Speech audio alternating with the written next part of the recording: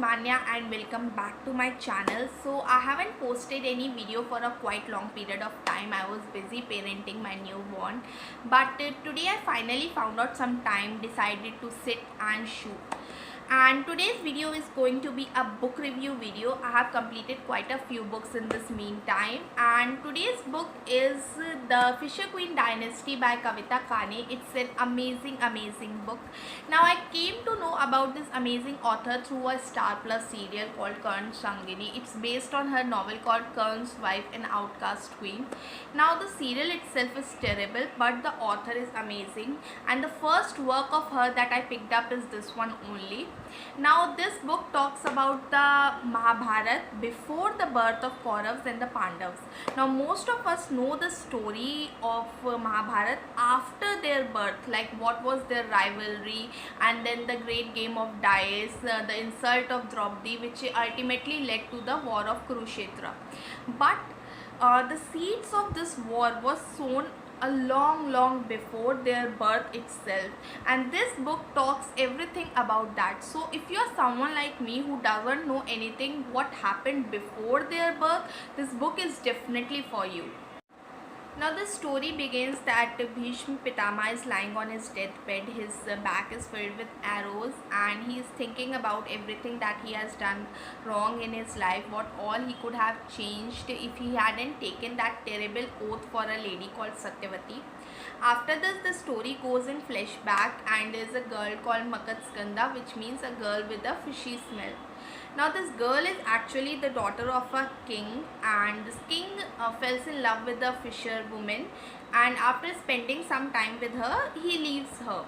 And after that, this fisherwoman gives birth to twins, one boy and another girl child. When king comes to know about all this, he accepts the boy child, gives him his name and everything, and leaves the girl with her uncle. Now uncle is again a fisherman, and they have to live a life in a very poverty ridden condition, and the girl doesn't like her life by an inch. She believes that she was born a princess and she needs to lead a life of a queen. And one day a sage comes to their home, and at the night the sage asks for the favors from the girl and say that in return I am ready to grant you boons. Now this girl is only 15-year old, and she has to make a very difficult choice, but she is quite ambitious and a strong-willed woman, and she believes that she will rather lead a life of a vamp rather than leading a life of a victim. And after that, she asked for quite a few boons, and one boon was that she wants to get rid of this fishy smell. Instead, she wants to have the fragrance of flowers coming out of her body, which can be detected from miles. And after this boon, she was admired by many men in the world, and one day a king called Shantanu falls in love with her. Now Shantanu is already married to Ganga, who has left him to the heavens, and from Ganga he is having a child called Devrat. Now this girl is ready to marry the king, but she has put some terrible conditions before him, and one condition was that the heir of the empire will be their child, not Devrat. And after that, this Devrat, he makes sacrifice for his father's happiness and takes the oath that he will never marry and never have children. So from here the name of Devrat was changed to Bhishma. So after this girl Makatskanda gets married to King Shantanu and becomes a queen, and her name is changed to Satyavati. But people do not accept her as a queen. They all believe that she has snatched the rights from Devrat, calls her a evil woman, a gold digger and everything. But she doesn't feel weak. She fought till the end, till the people started believing that yes, she is a queen.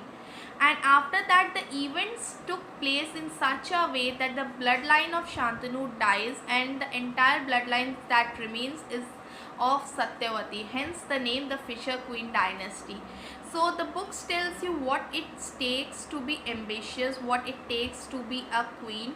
And what I love in this book is that this female character is not shown like the typical female characters they write, who is always very sweet, very nice, very sacrificing. I really loved how she's shown that she is ambitious, she is strong, she is evil, she is a human who has every right to be flawed. And I really love the way the character is depicted in the book. And at points you start hating her, that she's bad, she is doing very wrong things, but at the same times you cannot stop admiring her.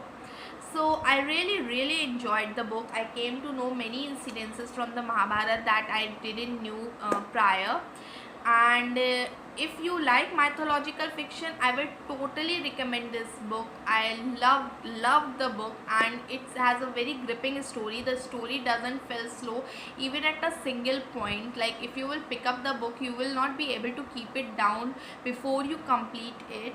And the cover of this book is really nice. I feel it could have been a little more dramatic than it is, because the story is really dramatic, but yeah, still it's really nice and does justice with the story. And one more good thing is I got it really cheap. It's like, its cost is 350, but I got it for only 90 rupees on Amazon, so that's a big yay. And yeah, so that's all about it, and see you next time. Bye bye. And yeah, if you like my video, please hit that like button and share and subscribe and do all that good stuff. See you next time.